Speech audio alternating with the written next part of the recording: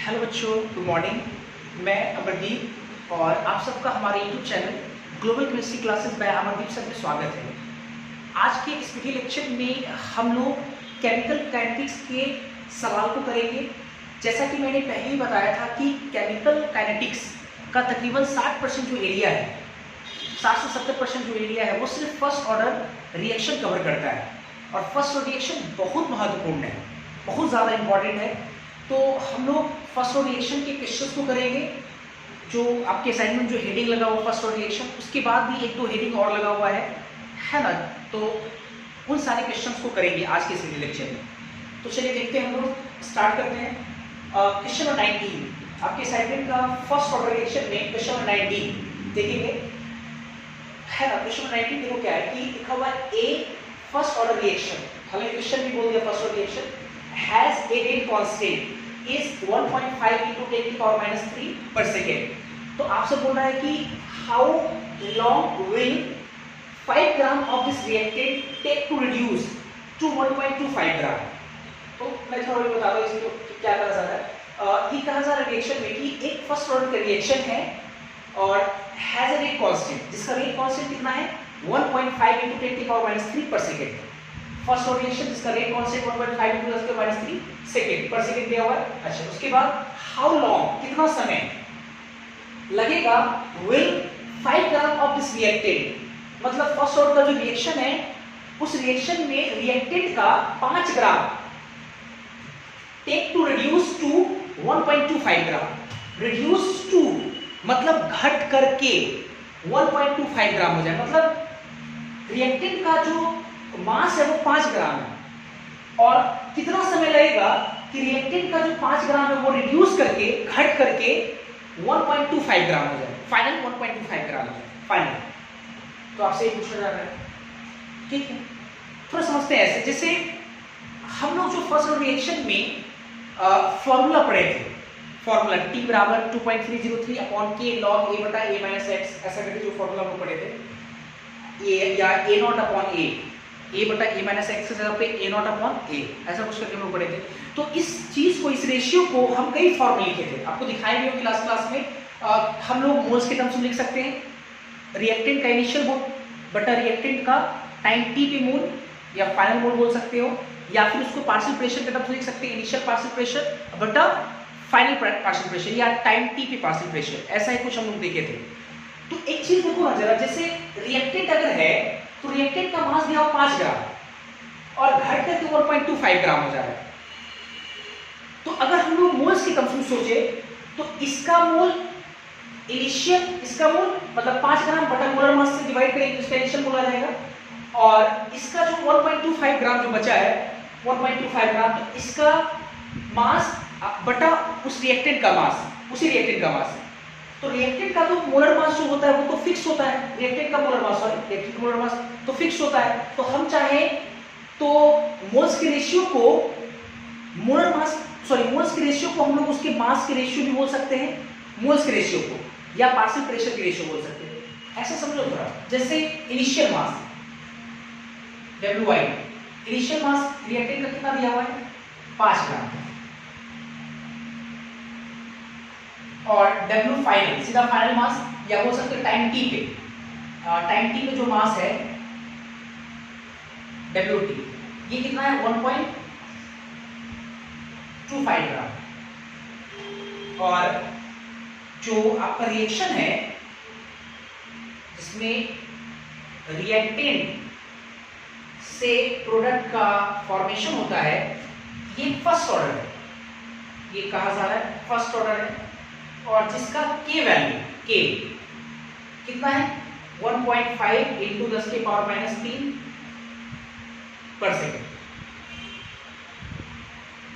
3%, ये दिया हुआ है ना। इतना इंफॉर्मेशन दिया हुआ है और आपसे टाइम पूछ रहा है T कितना लगेगा, मतलब W इनिशियल 5 ग्राम है और टाइम T पे 1.25 ग्राम अगर बचेगा तो कितना टाइम लगेगा उसको रिड्यूस होने में, मतलब 5 से 1.25 बनने में उसको कितना टाइम लगेगा। तो ना हम लोग फॉर्मूला क्या पढ़े हैं, हम लोग फॉर्मूला पढ़े हैं T बराबर 2.303 अपॉन के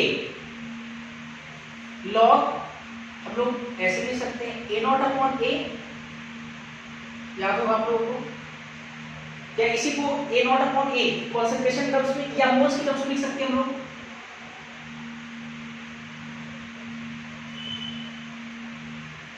मोल्स के टर्म्स में एन नॉट बटा एन टी ऐसे लिख सकते हैं। और मोल्स के टर्म्स में लिखे तो मोल्स कैसे होता है, गिवन मास बटा मोलर मास, गिवन मास बटा मोलर मास, तो मोलर मास तो कैंसिल हो जाएगा, मतलब गिवन मास के टर्म्स में लिख सकते हैं, या T बराबर 2.303 upon K log given mass W not upon initial mass upon time t पे उसका मास।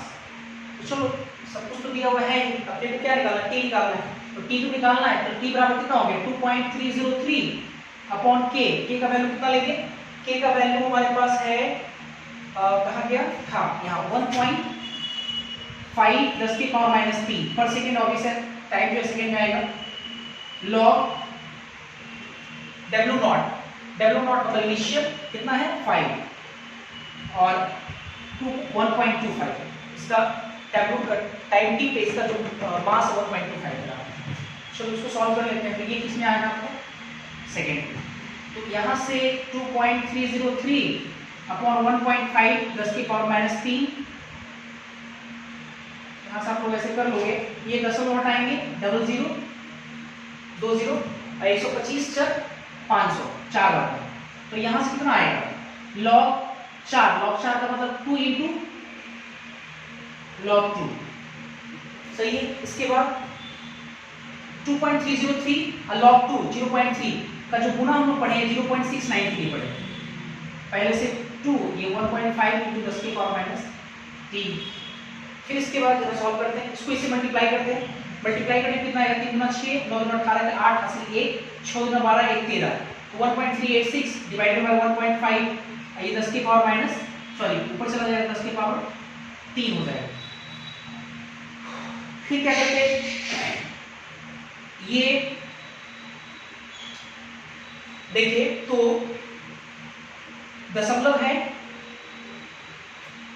क्या, या 10 की पावर 3 यहाँ पे है और इधर से दशमलव हटाएंगे तो 3 नीचे आएगा, ये कैंसिल हो जाएगा, तो 1386 डिवाइडेड बाय 1.5 मतलब 15 ऊपर में 10 लिख सकते हैं, तो ये 5 के 15 ये 5 गुना 10, तो इसको अगर मल्टीप्लाई करेंगे 6 गुना 12 के 2 हासिल 1 8 गुना 16 1 17 के 7 हासिल 1 3 गुना 6 1 7 और 2 एकम 2 बटा 3 3 नंबर 27 3 गुना 6 और 3 छक 12 इतना सेकेंड आएगा 94 सेकेंड है ना, ऐसे सॉल्व करेंगे आंसर आप लोग देख लेंगे। तो ये रहा क्वेश्चन 90। इसके बाद फिर आगे देखते हैं हम लोग,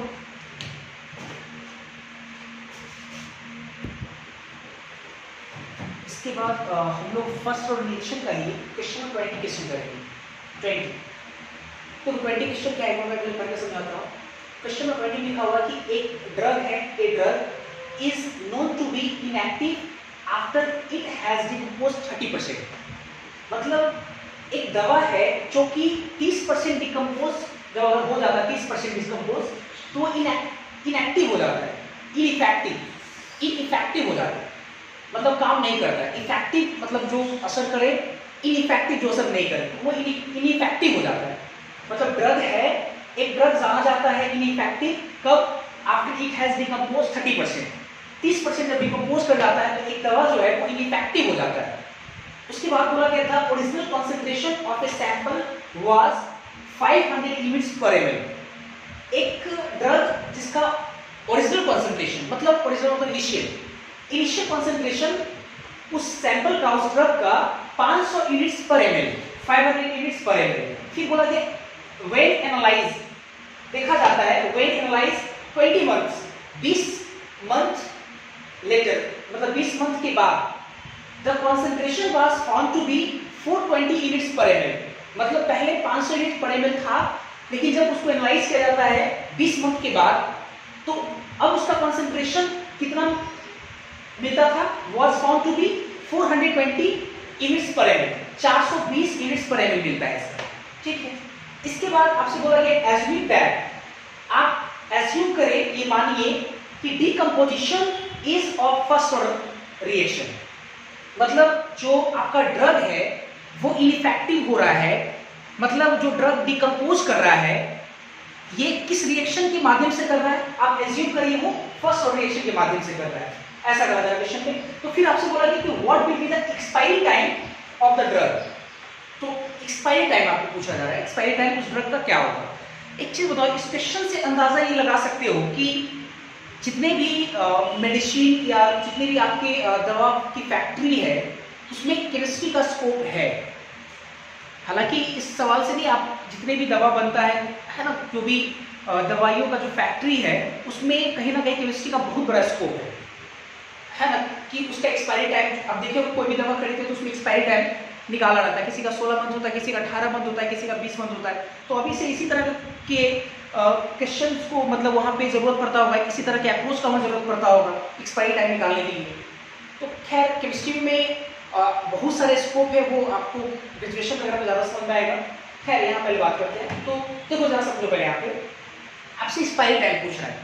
एक्सपायरी टाइम किसको बोलते हैं, एक्सपायर कब होता है दवा, जब दवा असर नहीं करे तो आप उसको बोलते हैं दवा एक्सपायर हो गया। और असर कब नहीं करता है, क्वेश्चन के अकॉर्डिंग असर कब नहीं करेगा, जब 30% डिकम्पोज हो जाएगा। तो 30% डिकम्पोज करने का जो टाइम होगा ना, वही टाइम आपका क्या होगा, एक्सपायरी डेट होगा। तो 30% डिकम्पोज करने का हमको टाइम निकालना है।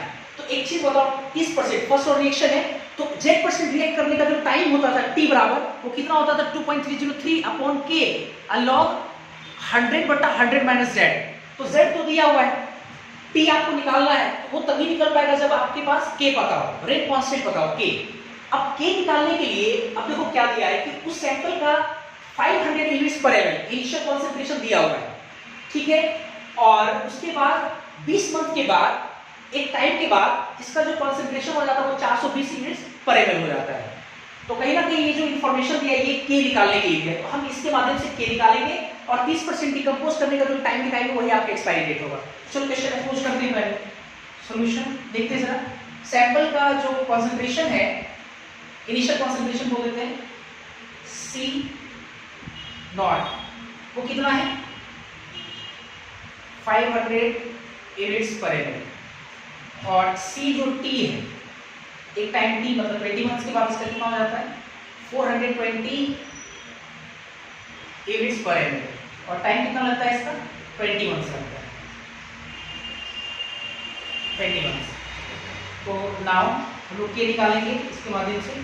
नाउ K बराबर कितना होगा, K बराबर हम लोग फॉर्मूला क्या लगाएंगे 2.303 अपॉन T log A0/AB या C0/CT, ऐसा हमने पढ़ाया C0/C। चलो देखो कि यहाँ से निकाल लेंगे हम लोग 2.303 अपॉन T कितना है 20 मंथ्स log ये कितना होगा 500 और 420। चलो इसको सॉल्व करते हैं जरा। तो यहाँ से K बराबर 2.303 अपॉन 20 और ये रहा log, ये 500 बटा 420 0 0 कैंसिल, ये हो गया आपका 25, ये हो गया आपका 21, 25/8 25/21। अब 2.303 अपॉन 20 इसको हम लोग ऐसे भी लिख सकते हैं log 25 माइनस log 21, सही, log 25 माइनस log 21। इसके बाद 2.303 अपॉन 20 log 25 का वैल्यू 5 का स्क्वायर लिख सकते हैं, 5 का स्क्वायर 25 होता है, 2 बाहर आ गया और 5 का वैल्यू होता है log 5 का वैल्यू 0.7। पढ़ाएंगे कभी हम 1 से 10 तक आपको याद नहीं रखना था। तो ये 2 × 0.7 माइनस 21 का वैल्यू log 21, तो 7 के 21, तो 3 का वैल्यू 0.47 0.47 7 7 का वैल्यू 0.845 0.845, ठीक है, इतना हो जाएगा। ठीक है, तो ये आएगा 2.303 अपॉन 20, 7 गुना 14 1.4 माइनस ये आपका ये कितना हो जाएगा, सॉरी ये माइनस करता है यहाँ प्लस प्लस होगा। ठीक है, 7 को 3 था ना, 3 और 7 दोनों को जोड़ेंगे कितना आएगा 5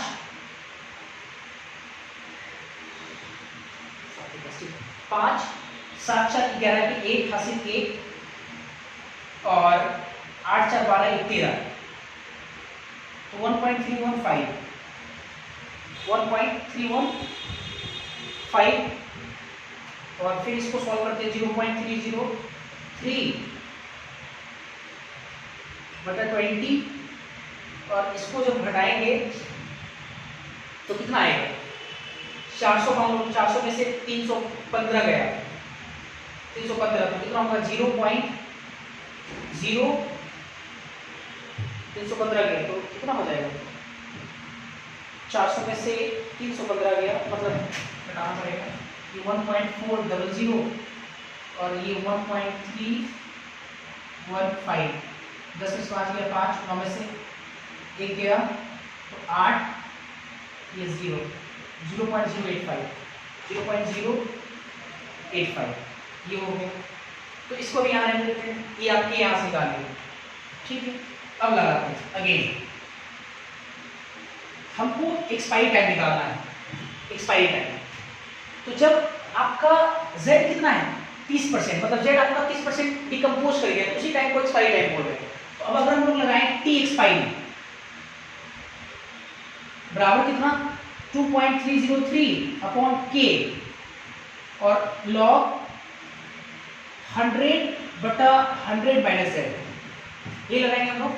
तो t एक्सपायरी अपने को निकालना है तो यहाँ से t एक्सपायरी बराबर 2.303 अपॉन k आपने यहाँ से निकाल कर क्या रख दो तो k कितना रखेगा 2.303 अपॉन 20 तो ऊपर चला जाएगा, चलो ऊपर ले गए 20 को और इनटू में कितना 0.085 इसके बाद कितना है log 100/100 माइनस z का वैल्यू 30 है तो कितना हो जाएगा ये 100/70 हो जाएगा।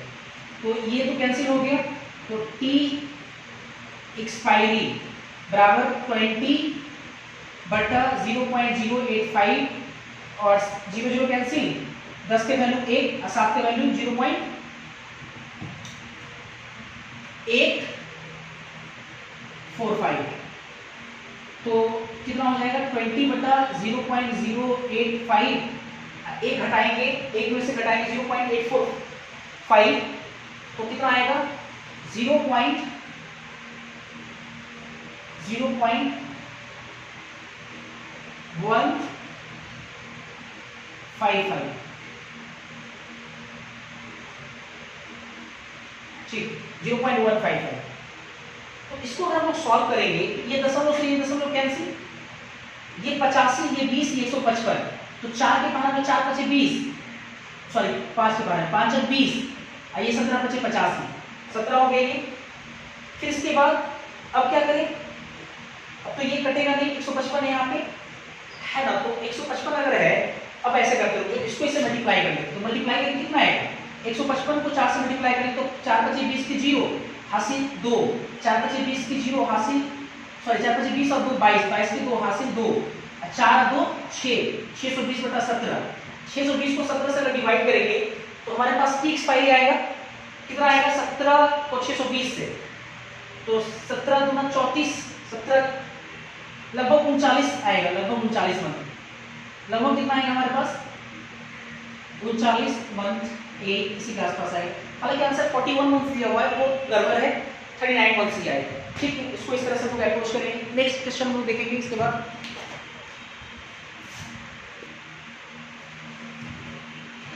हम लोग फर्स्ट और रिएक्शन में क्वेश्चन 21 करेंगे। ठीक है एक बार 21 पहले मैं आपको समझा दूं।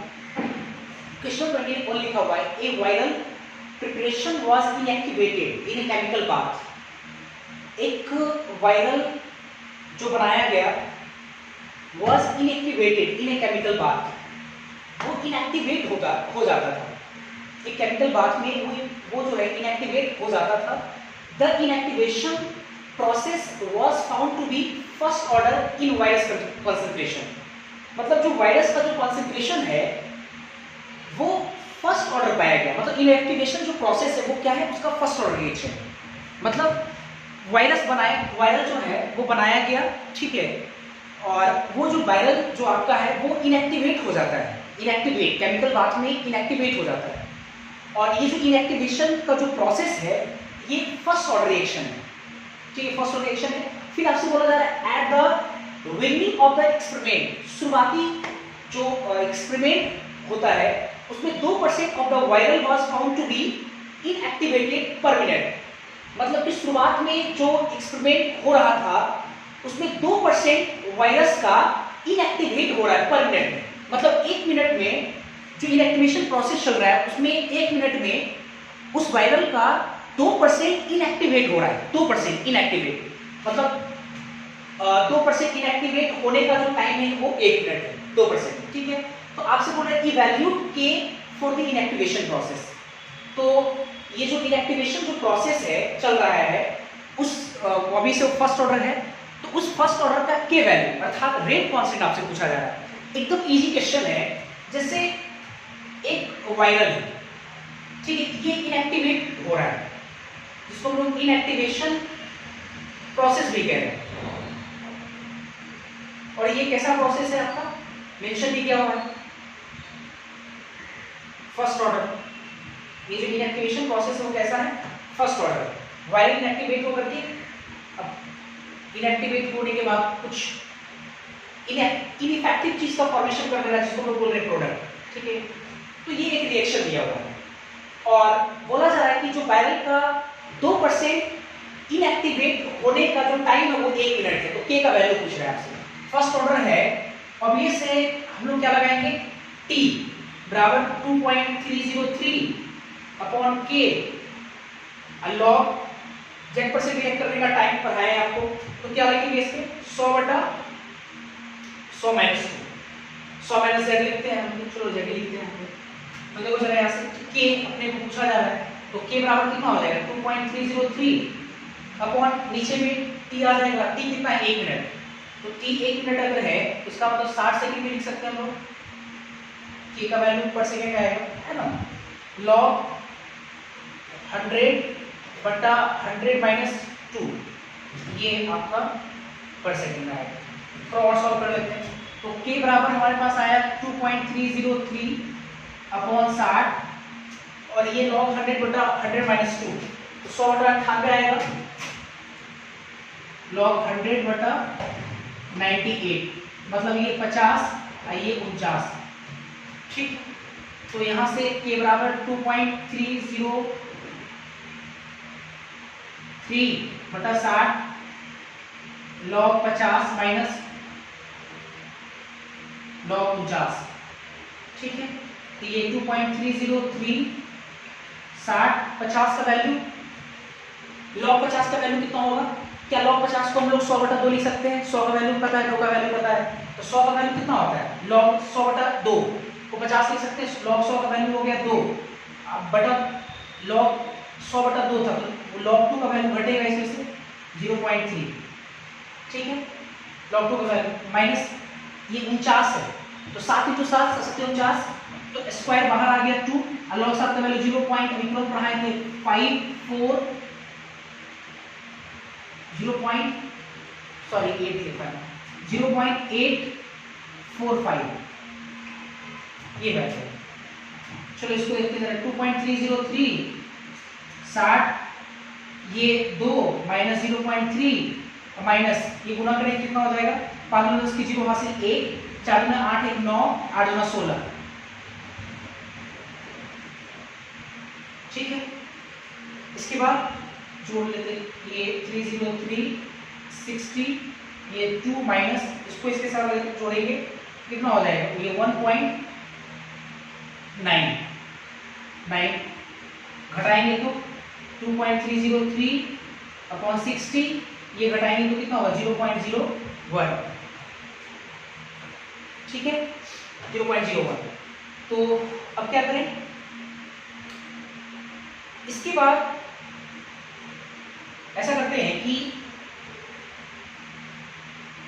ये दशमलव हटाएं 2 शून्य, और ये 2.303 3 को हटा देते हैं, एक फिर दशमलव हटाएं 2 जीरो फिर से, तो ये 230/60 0 0 कैंसिल हो गया। अब 23/6, ठीक है 23/6 को कितना लिखेंगे 6 चौथी 18 3, और उसके बाद कितना 2 3 5 50 है, तो 6 48 3.8, आइए 10 की पावर माइनस 4 पर सेकेंड, ये आपका के वैल्यू हो जाएगा, ठीक। तो ये क्वेश्चन नंबर 21 हो गया। फिर इसके बाद हम लोग देखते हैं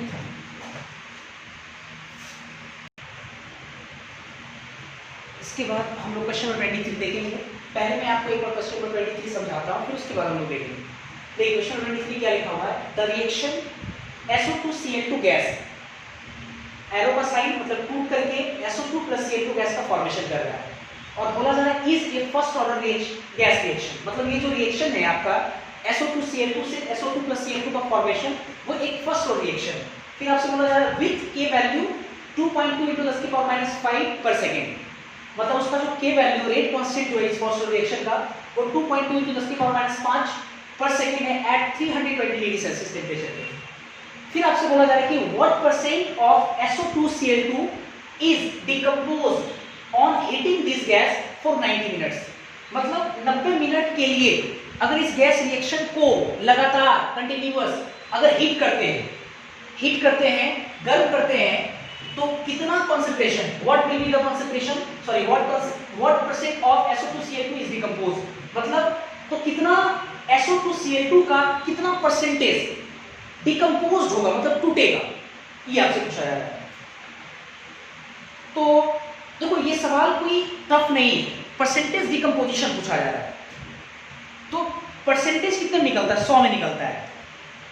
आपको पता है जैसे जब हम लोग फर्स्ट रिएक्शन पे काम कर रहे थे, तो आपको पता होगा कि रिएक्टेंट का एक कंसंट्रेशन मान लेते थे अपने मन से A में से X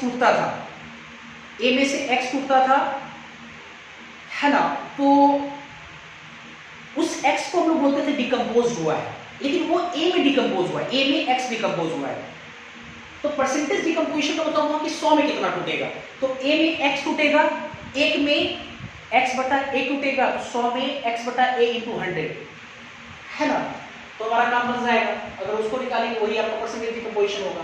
क्यों चले यहाँ समझते हैं जरा, जैसे जो आपका रिएक्शन है SO2Cl2 गैस, ये first order 320 degree Celsius temperature में इसको हीट कर रहे हैं, SO2 gas plus Cl2 gas का फॉर्मेशन हो रहा है,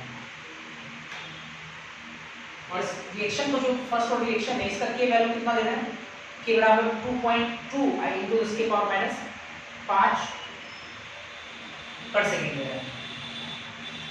ठीक है। अब देखो जरा अच्छे से, जैसे परसेंटेज डिकम्पोजिशन पहले समझते हैं कि निकालना अपने को क्या है, पहले ये समझते हैं। जैसे t बराबर 0 पे अगर इसका कंसंट्रेशन मान ली A मोलैरिटी, तो एक टाइम t पे इसका कुछ कंसंट्रेशन डिकम्पोज करेगा, टूटेगा, तो मान लो x टूटा, इसका कंसंट्रेशन कितना बचेगा A - x, प्रोडक्ट को रेडी करोगे A - x।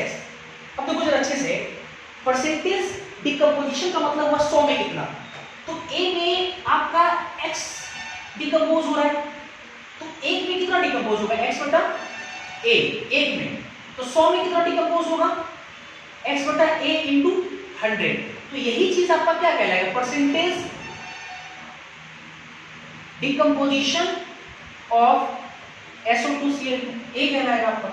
मतलब आपको X/A का रेशियो निकालना पड़ेगा और 100 से जब मल्टीप्लाई करेंगे तो हमारा परसेंटेज डिकम्पोजिशन ऑफ SO2Cl2 निकल जाएगा।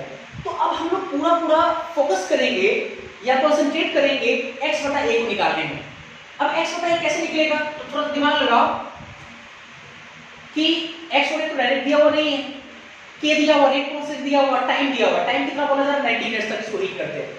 तो देखो जरा एक फॉर्मूला हम लोग पढ़े नाउ, क्या पढ़े हम लोग, टाइम पर t बराबर 2.303 अपॉन k log a बटा a माइनस x, ये हम लोग पढ़े फॉर्मूला।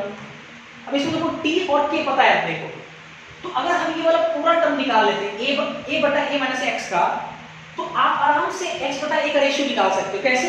अगर हम दोनों में डिवाइड कर देंगे a से, तो ये एक और नीचे में फिर अलग करेंगे तो 1 माइनस x बटा a, ऑब्वियस x बटा a हमको चाहिए, x बटा a निकल जाएगा यहाँ से। अब देखो t का वैल्यू कितना है 90 मिनट्स, 90 मिनट सेकंड में लेना पड़ेगा क्योंकि k का वैल्यू सेकंड में, तो 90 into 60 करना पड़ेगा, ये 2.303 अपॉन k का वैल्यू कितना है 2.2 into 10 की पावर माइनस 5 पर सेकंड था, इसे उसके में बदल दिए log ये a बटा a माइनस x, तो यहाँ से log a बटा a माइनस x जो है आपके पास कितना आएगा 90 into 60, ये 2.2 into 10 की पावर माइनस 5 डिवाइडेड बाय 2.303। इसको हम सॉल्व करेंगे, हालांकि यहाँ पे एंटी लॉग का जरूरत पड़ेगा आपको क्योंकि कुछ वैल्यू आएगा, लॉग उधर भेजेंगे एंटी लॉग।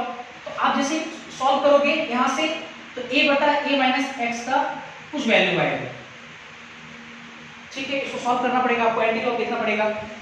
अब देखो मैंने पहले भी बोला था आपको कि लॉग का जो टेबल है वो जरूरी है आपके लिए, तो खैर मेरे को टाइम नहीं मिल रहा, नहीं तो फिर एक बार वीडियो जरूर बनाता है इस पर, ठीक है। इस बार मैं पक्के से कोशिश करूंगा कि लॉग कैसे हम लोग देखते हैं उस पर एक लॉग टेबल मैं जरूर सिखाऊंगा उसके लिए, ठीक है।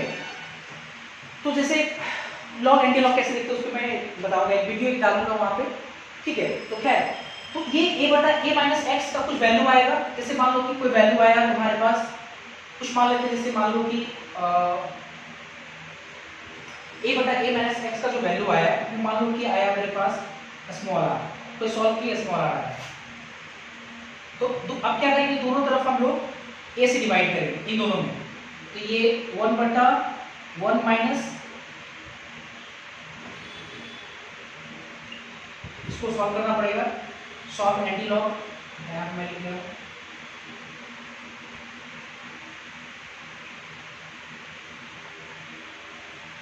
With the help of log table का यूज करके हम लोग एंटी लॉग को सॉल्व करेंगे। मान लो कि सॉल्व किए, इसका वैल्यू आ रहा है, तो अब a बटा a माइनस एक्स बराबर r है, उसको पलट देंगे तो a minus x upon a बराबर कितना आ जाएगा 1 बटा r, इसको अलग अलग कर लेते हैं, ये 1 माइनस एक्स बटा a बराबर 1 बटा r आ जाएगा, सही है। x बटा a उधर ले आते तो 1 माइनस 1 बटा r बराबर x बटा a आएगा, ये x बटा a हमें 100 से मल्टीप्लाई कर देंगे, ठीक है। यही आपका देखो x बटा a लिखे यहाँ पे इनटू 100 किए, यही आपका क्या है परसेंटेज डिकम्पोजिशन। तो ये x बटा a को इतना हमारे पास है 1 माइनस 1 बटा r इनटू 100 करेंगे, जो हमारा वैल्यू आएगा वही इसका आंसर हो जाएगा। तो थोड़ा सा एंटी लॉग का काम करना पड़ेगा, फिर इसके बाद देखते हैं दूसरा वाला।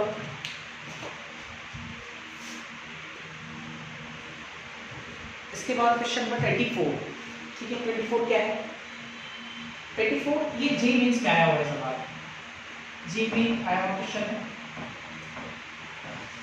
क्वेश्चन कह रहा है कि दो सब्सटेंस है A और B, A के बगल में उसका half life T half life दिया हुआ 5 मिनट, और B जो दूसरा सब्सटेंस है उसका T हाफ दिया हुआ 15 मिनट, और आपसे बोला जा रहा है कि फॉलोज फर्स्ट ऑर्डर काइनेटिक्स, दोनों जो है वो फर्स्ट ऑर्डर रिएक्शन को फॉलो कर रहा है। फिर बोला जा रहा है are taken in such a way that initially A बराबर 4B, मतलब A का जो कंसंट्रेशन है वो B के कंसंट्रेशन का 4 गुना लिया गया है, मतलब A और B दोनों फर्स्ट ऑर्डर रिएक्शन को फॉलो कर रहा है। तो A का कंसंट्रेशन अगर हम लिए B का कंसंट्रेशन अगर B लिए तो A का कंसंट्रेशन 4 गुना लिया गया B का, तभी तो A बराबर 4B है, ठीक है 4B। तो आपसे बोला है कैलकुलेट द टाइम, आप टाइम कैलकुलेट कीजिए आफ्टर विच, जिसके बाद the concentration of both the substance will be equal, जिसके बाद दोनों सब्सटेंस का जो कंसंट्रेशन है वो बराबर होगा, बराबर हो जाएगा, है ना, बराबर विल बी इक्वल। तो ऐसा कौन सा टाइम है जिस टाइम पे दोनों का कंसंट्रेशन बराबर हो जाए।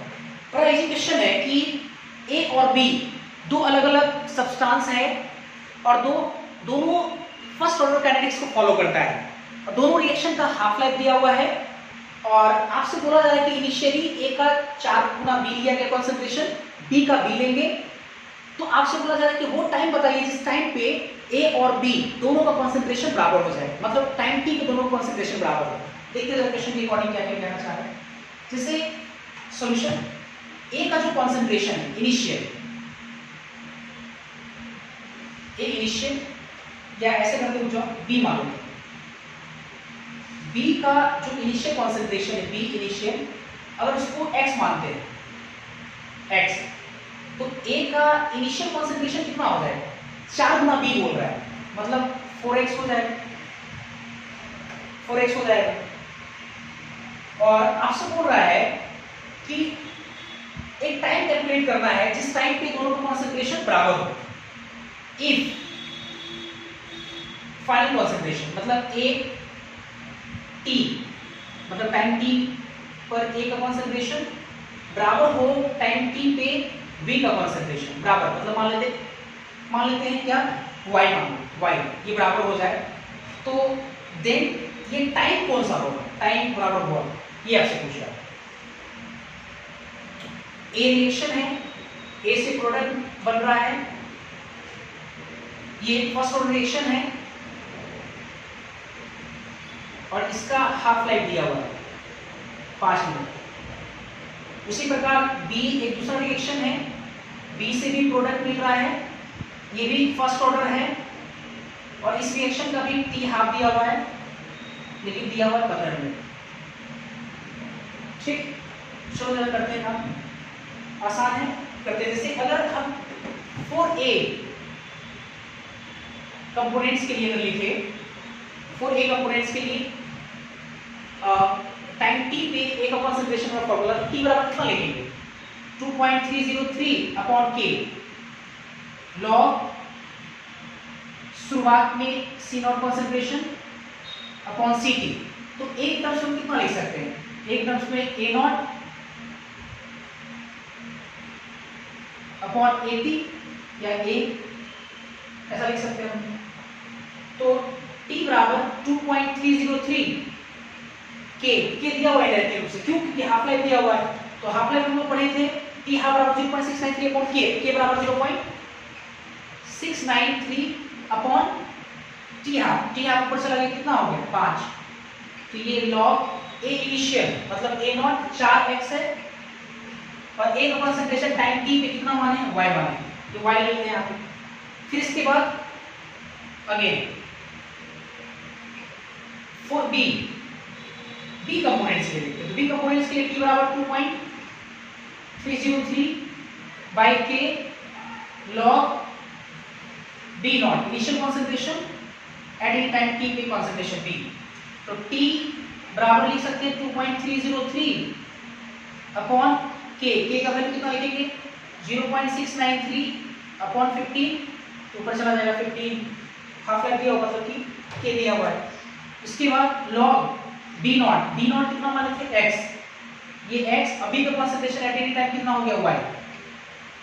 तो आपसे यही ये दोनों टाइम t दोनों सेम होगा, क्योंकि आपसे पूछा जा रहा है कि वैसा टाइम बताइए जिस टाइम पे a और b का कंसंट्रेशन टाइम t पे बराबर हो जाए, ये y ये भी y, तो वो टाइम क्या होगा, दोनों का टाइम t ही ले लिए। अब ये दोनों इक्वेशन को इक्वेट करते हैं, इसको इक्वेशन फर्स्ट मानते हैं, इसको सेकंड। तो from equation first and second से हम लोग क्या करेंगे, लेफ्ट हैंड दोनों को बराबर है, तो दोनों को लिख सकते हैं हम लोग right hand side 2.303 upon 0.693 into 5 log 4x बटा y बराबर 2.303 0.693 इंटू 15 log x बटा y।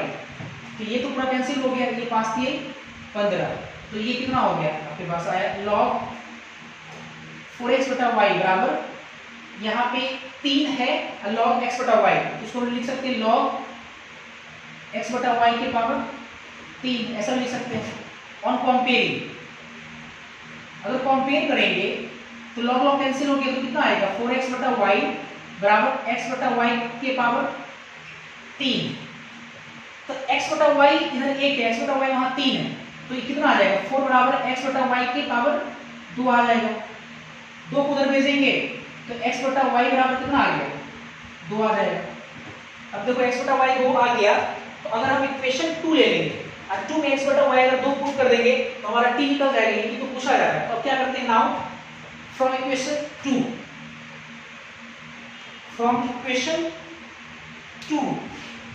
इक्वेशन 2 लेते हैं।